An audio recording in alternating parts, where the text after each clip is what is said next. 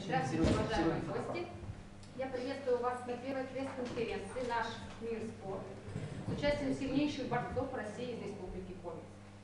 Борьбе дзюдо и самбо в Республике Коми в 2016 году исполнилось 50 лет. За этот период данными видами спорта занимались тысячи и тысячи желающих. Многие получили различные разряды, но немногие дошли до вершин Олимпа. И сегодня мы делаем первые шаги к ним. Наша сегодняшняя конференция пройдет по следующему плану. Сначала мы представим спортсменов, познакомимся с их спортивными достижениями, затем каждый немного расскажет о себе, далее мы поговорим о достигнутых федерацией результатах, обсудим пути развития федерации дзюдо, планы и пути их реализации. В заключение мы предоставим возможность присутствующим задать вопросы. Для начала позвольте представить наших спортсменов из Республики Коми, чемпионов и призеров российских, европейских и мировых соревнований, которые входят в состав сборной России. Холопов Алексей Сергеевич, мастер спорта по борьбе самбо и универсальному бою, бронзовый призер мира 2014 года, бронзовый призер Европы 2015 года, победитель Кубка России 2015 года, бронзовый призер чемпионата России и Кубка России 2017 года. Дьяконов Иван Викторович, мастер спорта по 4 видам единоборств. Самбо, дзюдо, универсальный бой, комплексное единоборство. Чемпион Европы 2016 года, призер чемпионата мира 2016 года, серебряный призер чемпионата России 2016 года, серебряный призер Кубка России 2017 года. Щербаков Руслан Валерьевич, председатель Коми-регионального отделения Федерации дзюдо России, почетный тренер Республики Коми. Теперь я попрошу каждого немного рассказать о себе. Где они учились, когда пришли в спорт. Приветствовать всех присутствующих. Сам я родом из Сыктывкара, родился, вырос здесь, учился в 12-й школе, неподалеку располагается. Также закончил Владимирский юридический институт ФСИН России. Сейчас служу в отделе специального назначения Республики Коми. Вхожу в состав сборной России по универсальному бою. Отстаиваю также честь Республики Коми на региональных, всероссийских соревнованиях по борьбе самбо, дзюдо. Ну вот, в принципе, и все.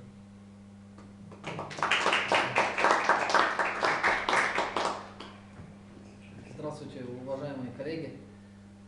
Хочу краткую такую биографию скажу о себе. Спасибо, кто пришел на эту пресс-конференцию поддержать нас.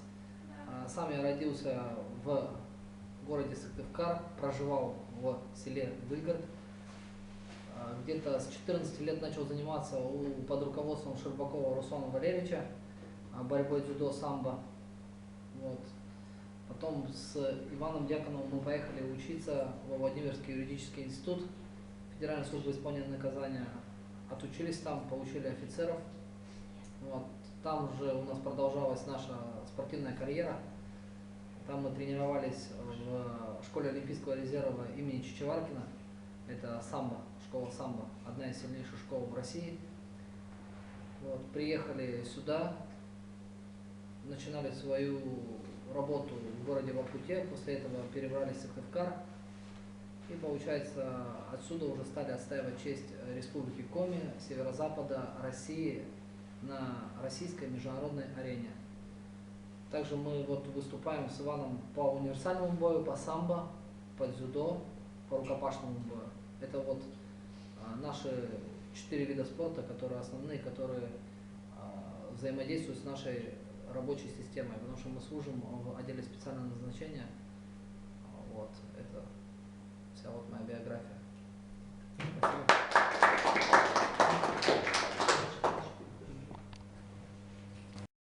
В региональном отделении Федерации дзюдо России Щербакова Руслана Валерьевича. Значит, я повторяюсь, рядом с нами находятся наши земляки, наши друзья, родственники, которые своим трудом, упорством, волей пробились к мировым вершинам. В этом году, буквально на прошлой неделе, мы выступали на чемпионате России по борьбе в дзюдо, выступали на Кубке России по универсальному бою. Впереди у ребят, ну, например, у Владимира Пантелеймоновича биологический возраст 28 лет. Владимир Пантелеймонович, сюда пройдите, пожалуйста. Да, давайте его поприветствуем.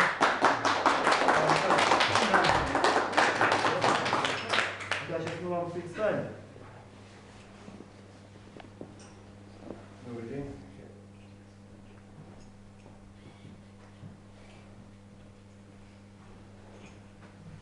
Оплесин Владимир Пантелеймонович, ветеран спорта, чемпион республики по конвенциональной борьбе Зум-Ош, победитель Кубка России по борьбе дзюдо 2016 года, серебряный призер страны этого года. И мы попросим Владимира Пантелеймоновича сейчас немного рассказать о себе, где родился, когда начал тренироваться. В общем, вкратце. Я родился в лесозаводе, пригород провинции Токара. Тренировался начал 14 лет, именно самбо и борьбой. Сразу после армии получилось так, что я стал тренером по борьбе дзюдо в Динамо. Значит, с 1976 года я работаю тренером-общественником. Ну и до сегодняшнего дня. А так как, в принципе, просто тренировать скучно, я и заодно выступаю на соревнованиях. Более или менее успешно.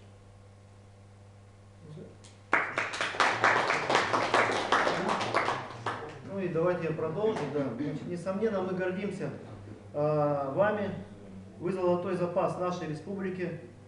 Вы представляете для нас мечты, спортивные мечты, которые может реализовать каждый мальчишка, каждый занимающийся спортом.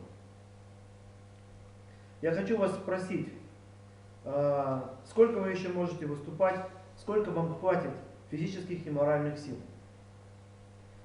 При рассмотрении органами власти наших пожеланий о выделении нам какой-либо поддержки мы столкнулись с недопониманием и даже иронией.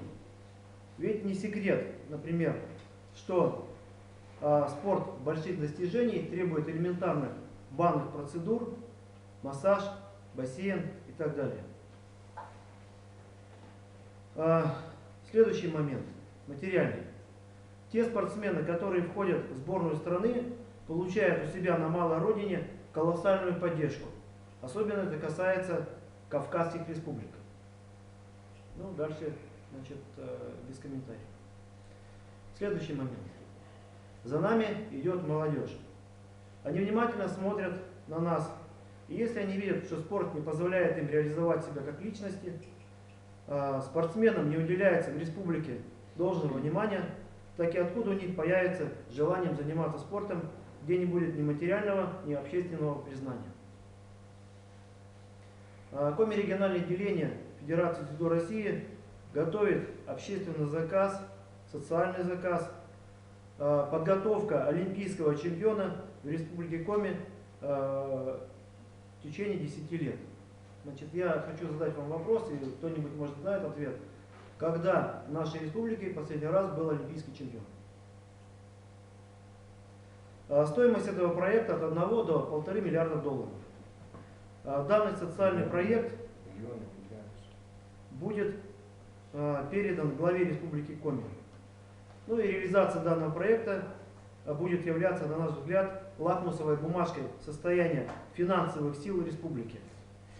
Данным проектом мы взвесим силы и возможности нашей власти. Ну и в заключение своего разговора хочу поблагодарить тех людей, которые не остались равнодушными к нашим тренировкам, которые оказали нам поддержку на протяжении длительного времени и оказывают.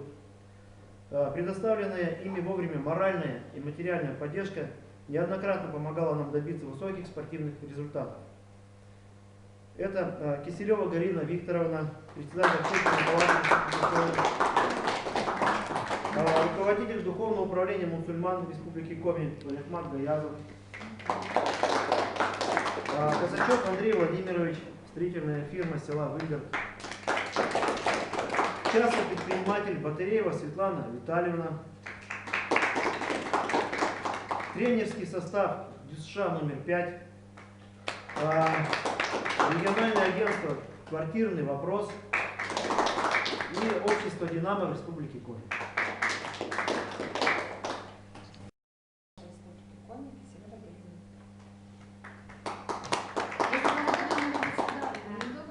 А мне можно вот отсюда? Ну, во-первых, спасибо большое, что вы меня отнесли к числу тех, кто каким-то образом поддержал в нужный, как вы сказали, момент. Это дорогого стоит. Потому что поддержать людей, у которых сегодня такой запас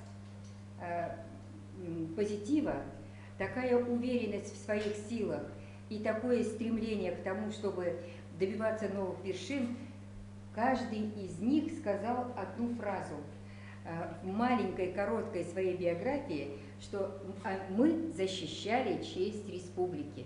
Не свою, не там чего-то добиваясь как-то, а защищали честь республики. Я считаю, что эти слова не произносятся просто так.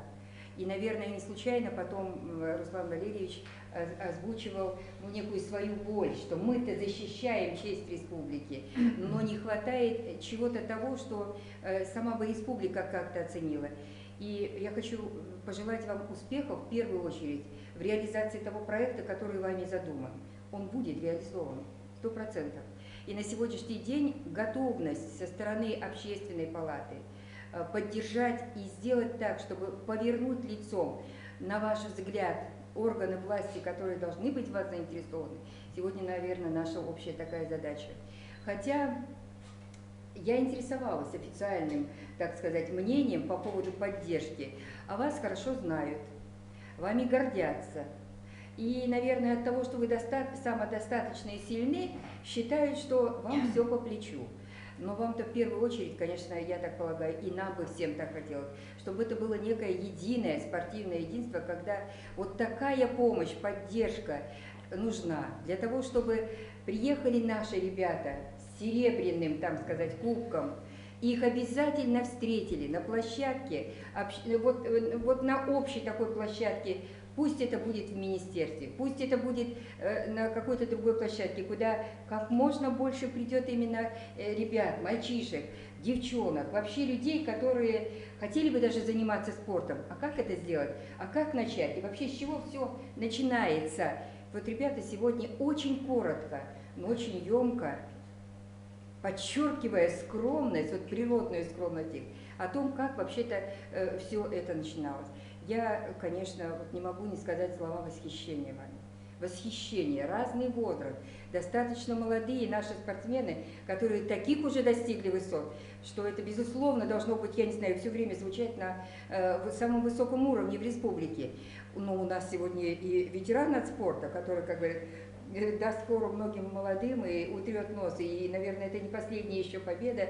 И опять-таки, при всем при том, вот даже когда они приходили в общественную палату, а впервые пришел именно Владимир, он стал рассказывать, и вот это его волнение, вот это желание найти понимание, чтобы его услышали, оно вот как-то настолько тронуло, и их попытка как-то вот, ну где возможно только зацепиться, чтобы помогли, это неправильно.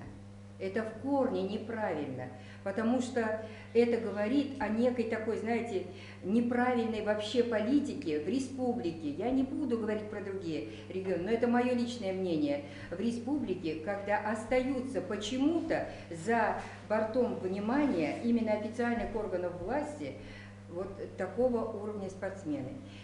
И у меня есть еще пожелание. Вот вы сказали, 12-я школа, да, Иван?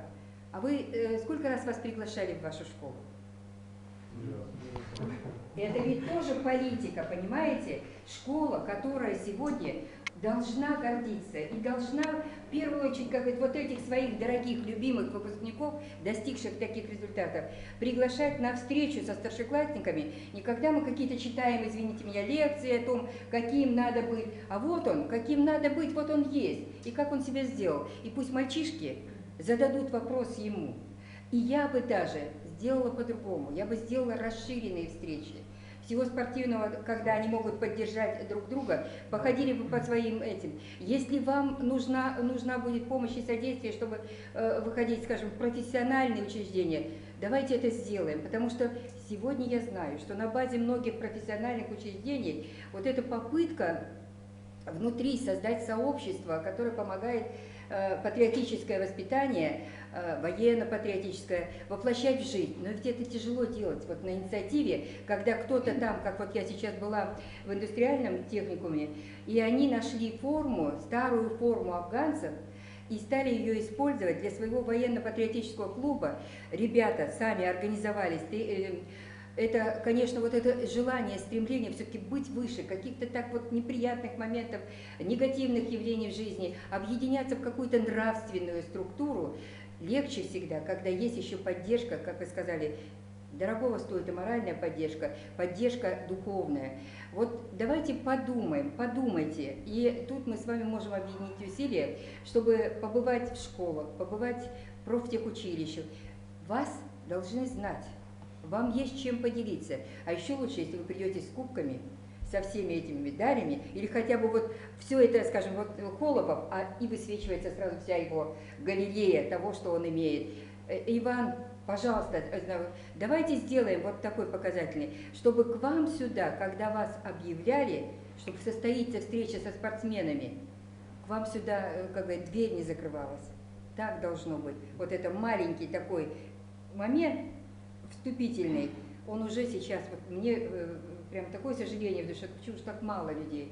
Ну а то, что СМИ не заинтересовалось, оно и не заинтересуется. Вы же никого не убили, не ограбили, вы же там, как говорят, не переворот какой-то сделали, никому не угрожаете. Чего о вас писать-то? СМИ сегодня понимают, что они должны фурор какой-то создать. И, к сожалению, это тоже показатель, чего вы сами догадываетесь в нашем обществе. Я бы, конечно, сегодня выразила в какой-то степени где-то на вашем сайте, на вашей страничке протест против такого отношения. Вы их всех пригласили. Ну и последний у меня такой вопрос. А представитель Минспорта пригласился? Вами был приглашен? Нет, не было. Вы их просто проигнорировали. Ну, ребята, это уже ваш просчет. Потому что если мы хотим налаживать контакт, наверное, надо обязательно, чтобы были и те, с кем нам выстраивать эти отношения. Но в любом случае я преклоняюсь перед вами. Я желаю вам успехов, здоровья. Крепко, вот просто крепко-крепко хотелось бы вам оказать вот такую поддержку, чтобы о вас знали, вами заинтересовались. И вы гораздо сильнее многих вещей, которые сегодня делаются на уровне государственном, а вы делаете на общественном. Успехов вам! Регионального агентства недвижимости. Квартирный вопрос. Минимум Сергей Васильевич. Да, хочу поприветствовать вас. Спасибо вам большое, что вы собрались. Вот, конечно, глубокое уважение всем этим людям, которые здесь находятся в этом зале. Вот. Хотелось бы, конечно, сказать, дополнить, да, вот, предыдущее выступление, да. Я полностью согласен с теми словами, во-первых.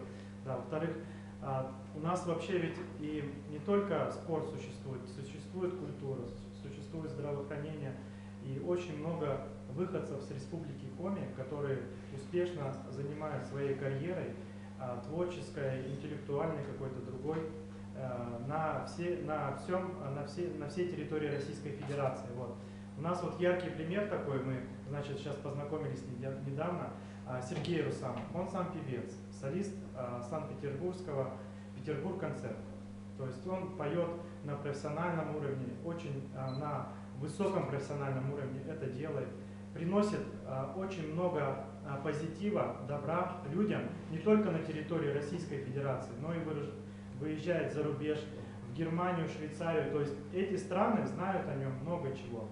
А у нас пробел в этом отношении. То есть Республика Коми не знает о своих выходцах, которые уже на мировой арене вышли, как вот, например, Иван, Алексей. То есть они больше знают, международники, о наших людях, чем мы о них. То это вообще нонсенс. Я вот даже и Чеченскую республику, если посмотреть, певец, значит, вырос в Чечне, переехал в Дагестан и там поет. То есть он тоже отличный профессионал своего дела.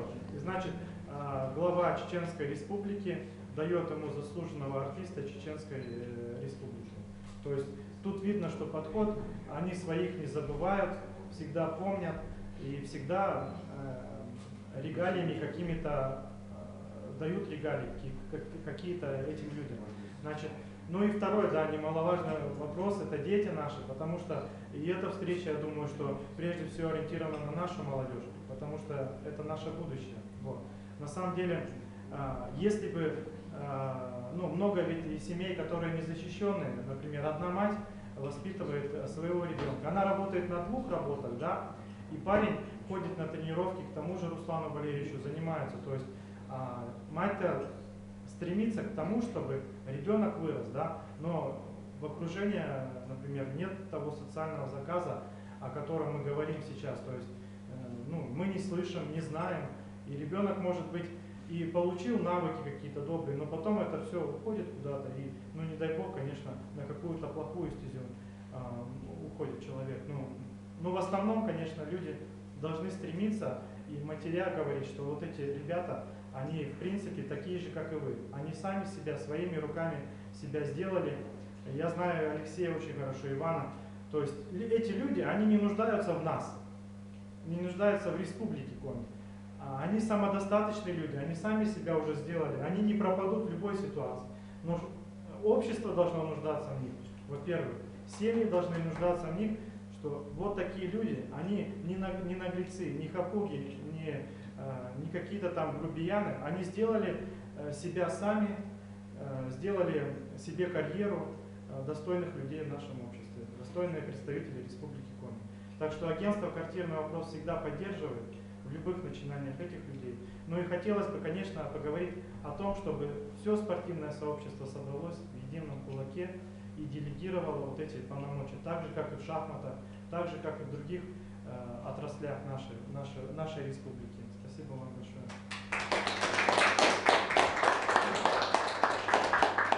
Спасибо, Сергей Васильевич. А теперь хочется сказать пару слов о республиканском законе о физической культуре и спорте. По этому вопросу слово предоставляется председателю Федерации шахмат Республики Коми Акулину Владимиру Борисовичу.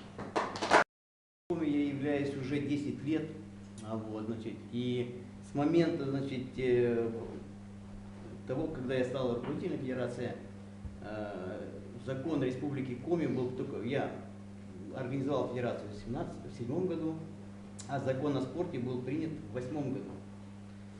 Данный закон о спорте регламентировал взаимоотношения между 3 ветвями власти: исполнительной, законодательной и головой.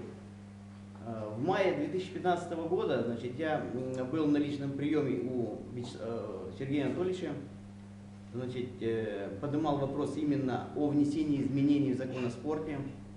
Данные изменения были внесены, не все мои желания там, естественно, не реализовались, вот, но изменения существенные, изменения приятные, при этом, при всем, значит,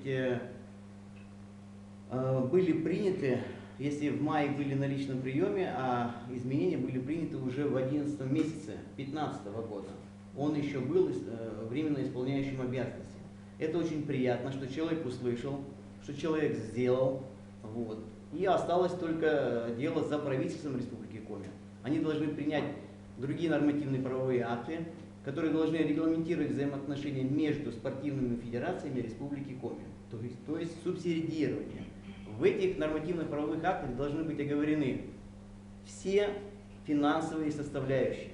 Если этих финансовых составляющих нет, то мы должны эти финансовые составляющие им нарисовать, высказать свою позицию. А для того, чтобы высказать свою позицию, я предлагаю руководителю Федерации дзюдо, я в данном случае, как руководитель шахматной федерации, мы должны организовать ассоциацию спортивных федераций и уже сообща выставлять свои предложения, требования, пожелания Министерству спорта Республики Коми. Иначе к нам они не повернутся.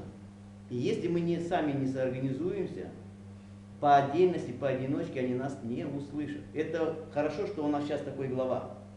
Есть минусы, есть плюсы, но он услышал, он понял ситуацию, о чем мы ему доводили. О каких изменениях какие изменения нужно внести в закон. Он услышал. Теперь дело за нами. Мы должны подтолкнуть их, а чтобы подтолкнуть, мы должны создать сообщество спортивных федераций. Может быть, это надо сделать на базе общественной палаты. Я только за. На сегодняшний день... А для чего тогда Министерство спорта существует? Ну, Министерство спорта, на мой взгляд, это обычные рядовые граждане, которые сегодня отработали, пришли домой, ноги подняли кверх, вот они устали и больше это делать ничего не хотят. Мы, общественники, работаем на 2, на 3, а то и на 4 и 5 работах, при этом мы заканчиваем рабочий день далеко за полночь, вот, решая общественные какие-то проблемы, да. При этом при всем ложимся иной раз и в 2, и в 3 ночи, уже окончательно уже процесс отключения идет, да. При этом сказать, что мы хотим что-то изменить, да, мы хотим. Но чтобы изменить, мне одному руководителю федерации ходить на главу, ходить на Министерство спорта, ну, скажем так, не очень весомо. А если это будет подкреплено ассоциацией спортивных федераций, общественной палатой, я думаю, что это мы... К этому вопросу нужно еще подключить, значит, Коми-Войтер, потому что это единственная общественная организация, которая может выходить с законодательной инициативой. То есть мы можем сами написать, грубо говоря, проект закона о спорте и попробовать его реализовать через эту организацию. Я считаю, что это было бы замечательно. Общественные палаты имеют право сказать? Нет. Нет, у нас нет такого права. Кстати, к этому вопросу мы возвращаемся, и мы хотим добиться, чтобы право было у общественной палаты. Вот. Потому что это, наверное, правильно будет. Это не то, что правильно, это было бы супер правильно. Почему? Потому что Ну, Коми-Войтер это единственная общественная организация в Республике Коми, которая имеет право законодательной инициативы. Только лишь право. Но закон могут принять, могут и не принять на Государственном Совете. Поэтому как бы написать закон, это не значит, что мы уже его реализовали, что его уже приняли. Но на самом деле, вот на сегодняшний день стоит вопрос о финансировании, грубо говоря, спортивных федераций. Вот. Анализируя ситуацию в других регионах, пришли к выводу, что там уже есть постановление правительства, например, Псковской области, Сахалинской области, других регионов, да, Карелии, например, где уже с 2013 года приняты положения о субсидировании спортивных федераций, то есть на выезда официальных спортивных соревнований. Это очень важный момент. это очень важно. Если, грубо говоря, у нас сборная команды состоит из 36 человек, вот, это имеется в виду призеры 1, 2, 3 место, в каждой возрастной группе по 2 человека, мальчик, девочка, основной состав сборной команды 12 человек. Допустим, в прошлом году на Северо-Запад нас финансировали из 12 человек, дали денег только на 69 тысяч. Надо заметить, что общая смета составляет порядка 260-270 тысяч, то есть это совсем слезы. Грубо говоря, глава может быть и в данном случае в отношении закона о спорте положительный, но сокращение расходов на данное мероприятие в разы меньше стали. Вот поэтому мы должны отстаивать свою позицию максимально активно, потому что если мы не отстоим свой бюджет, другие федерации не отстоят свой бюджет, воровство как было, так и будет. То есть пока мы не проточкуем свои деньги полностью от начала до конца, они будут уходить туда, куда мы даже и не знаем. Я могу сказать с точностью до копейки, руководителем федерации уже 11 год. Республика Коми имеет официальные расходные обязательства по призовым деньгам. Вслушайтесь в цифру. 1300 рублей за первое место, 1100 за второе и 900 рублей за третье. А вот. Мы не видим этих призов. Мы не видим. Вот шахматная федерация Республики Коми в моем лице не подписывает положение о спортивных мероприятиях. Если я в Министерство спорта пишу положение о мероприятиях спортивных, они вычеркивают положение о призовых. Задаем вопрос, где эти призовые деньги? Вот были у Тамары Николаевны Николаевой, когда она была замправительства, по-моему. Говорили об этих деньгах, задавали Николаю Михайловичу Бережному вопрос, где эти деньги? Знаете, что он ответил? Мы тем самым снижаем типа коррупционную составляющую. То есть их бухгалтер не может принести на мероприятие спортивное и выдать людям деньги. Детям, спортсменам, представляете, да? То есть задолженность Республики Коми только перед шахматистами порядка 600 тысяч рублей за вот этот 11 лет. Вот сегодня у нас начинается первенство Республики Коми «Молодые таланты». Мои дети, мои спортсмены, которых я тренирую, В 4 часа у них начинается первый тур, я нахожусь здесь. То есть я выбрал в данном случае эту площадку ради них же самих. Чтобы они, будучи чемпионами Республики Коми, получили хотя бы эти копейки. Копейки, говорю, почему? Потому что Псковская область. Чем отличается область от Республики Коми? Знаете? Область живет по уставу, а Республика Коми живет по Конституции. То есть мы по рангу выше находимся. И мы не можем не то чтобы даже детям дать призы. Но вот возникает вопрос. Если задать вопрос счетной палате, а где же деньги? Вот Давайте зададим. давайте зададим через общественную палату, давайте зададим, и пусть они поищут, где же эти деньги. Ежегодно издается приказ о финансировании спортивных массовых мероприятий на территории Республики Коми. Так как и выезда тоже. Все деньги посчитаны, все уже разложено по полочкам. Возникает вопрос, где же призовые деньги? Где же те остальные деньги, которые нам не додают? Вот я хочу сказать, что вот в прошлом году принес отчет о поездке на северо-запад где-то примерно на 200 с лишним тысяч. У меня отчет не приняли. Я написал письмо в прокуратуру. Прокуратура ничего не решила. Идите, говорит, в суд. Вот сейчас мы будем согласовывать с родителями этот момент и будем подавать на них в суд. Нужны юристы грамотные. Вот. Но на этой, может, непозитивной ноте я в данном случае поддерживаю инициативу первой конференции, которая называется «Наш мир в спорт». Я за мир в спорте и во взаимоотношениях вообще в целом. Можно я задам?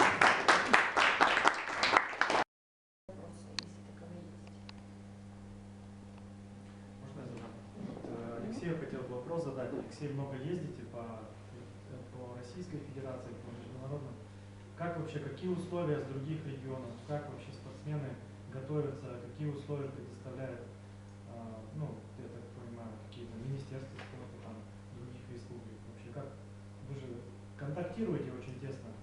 Ну, смотрите, взять, если получается, я бы сказал, 50 на 50. В каких-то регионах все плачевно, а в основном плачевно все в отдаленных регионах. Это Республика Коми, наверное, Мурманск, вот такие, да. А которые ближе к Москве, где развита инфраструктура, это Краснодар, Санкт-Петербург, Нижний Новгород, Ярославль, большие города. Там очень развито все, развито в плане спорта. Не знаю, возьмем Челябинскую область, да, там очень хорошие дзюдоисты, много со сборной России.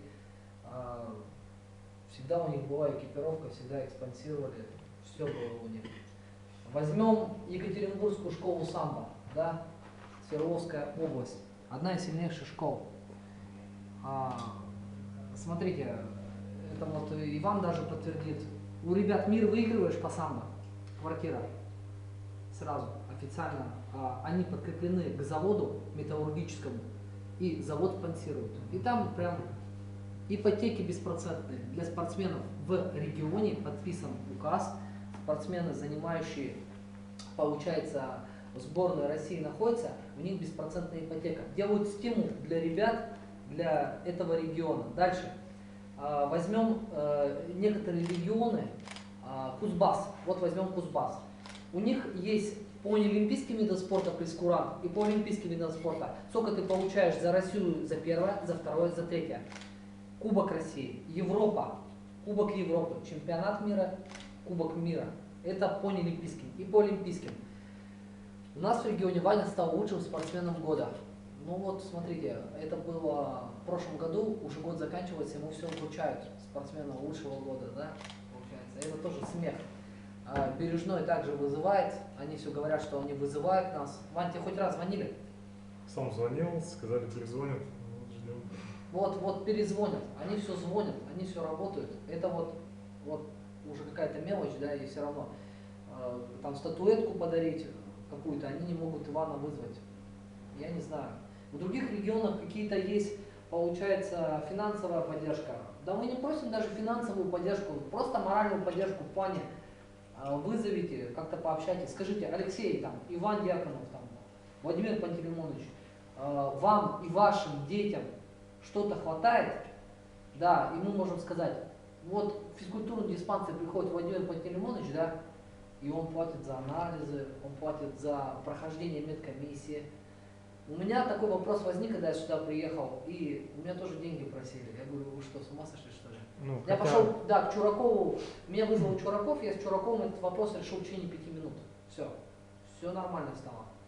Просто вот такие составляющие, да, в тот же самый качалку зал, да, это получается засковой зал единоборств, да, 150 рублей просят сходить в зал покачаться. Член сборной России, и мы будем еще платить деньги, но это, я считаю, это маразм. Сидит сзади представитель Федерации самбо, да, Зазулин Андрей. Давайте поприветствуем его.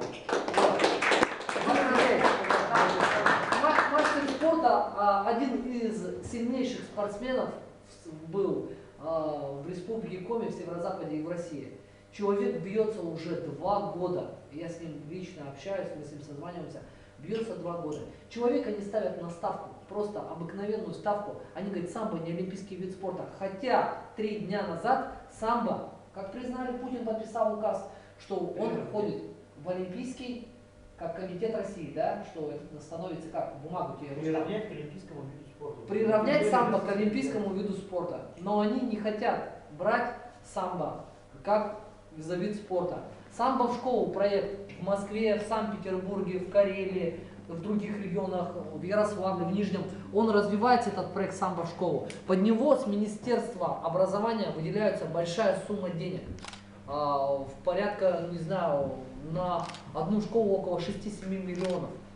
И это выделяется для того, чтобы был куплен ковер, и зал был обустроен для детей, чтобы они 3-м уроком занимались борьбой самбо, потому что национальный вид спорта, да.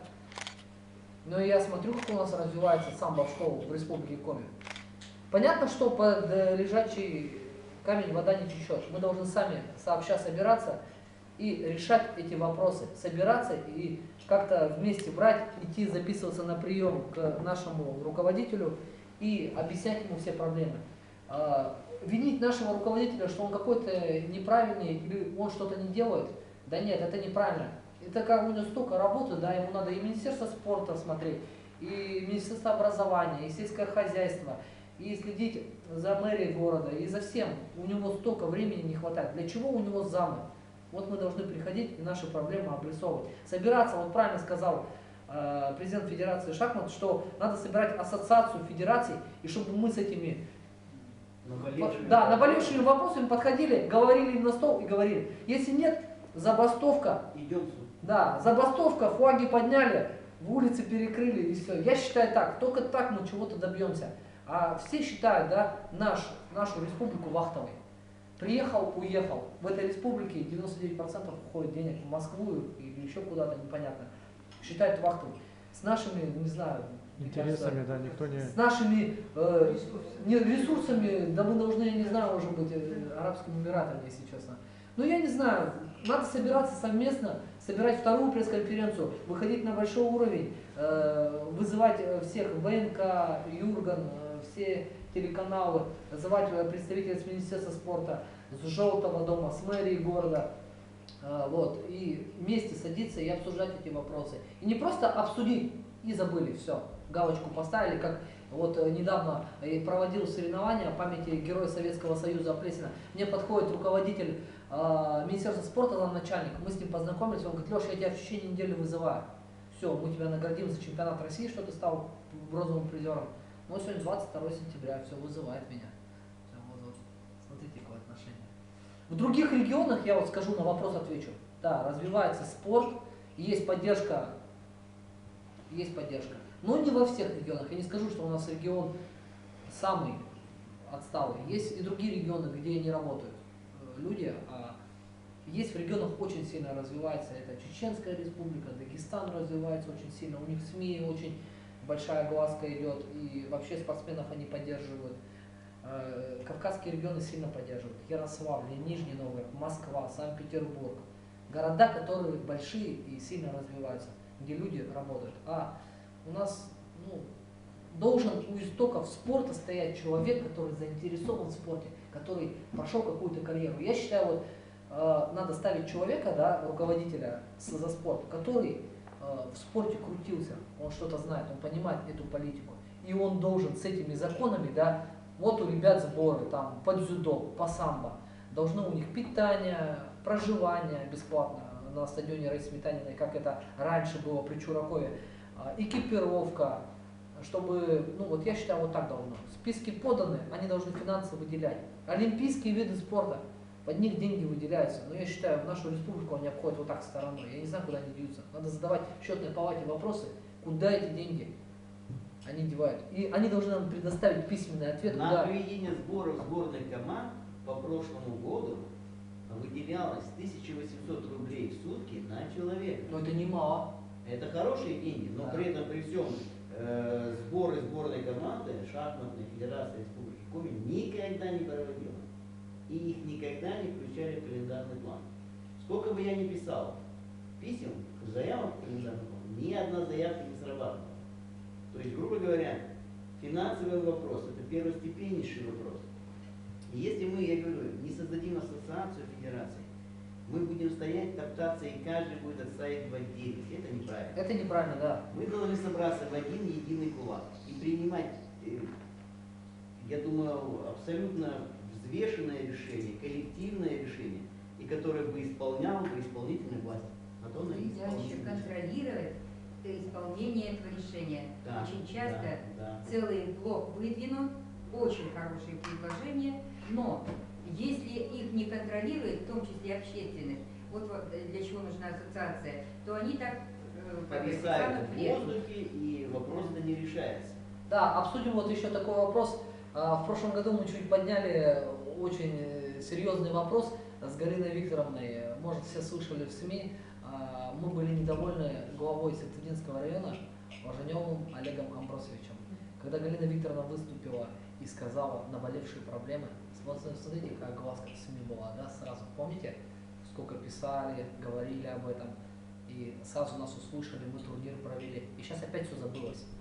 Но я думаю, Повторим, да. повторим. Да, нет, просто не надо повторять, просто надо как-то приходить. И наша ошибка, что мы вот им писали, и вот эти письма у нас куда-то растерялись все. И как бы надо вот письменные, не дали ответ, 3-4 Я письма могу собрал. собрать письма за 10 лет последних всех. У меня все есть, я ничего не потерял.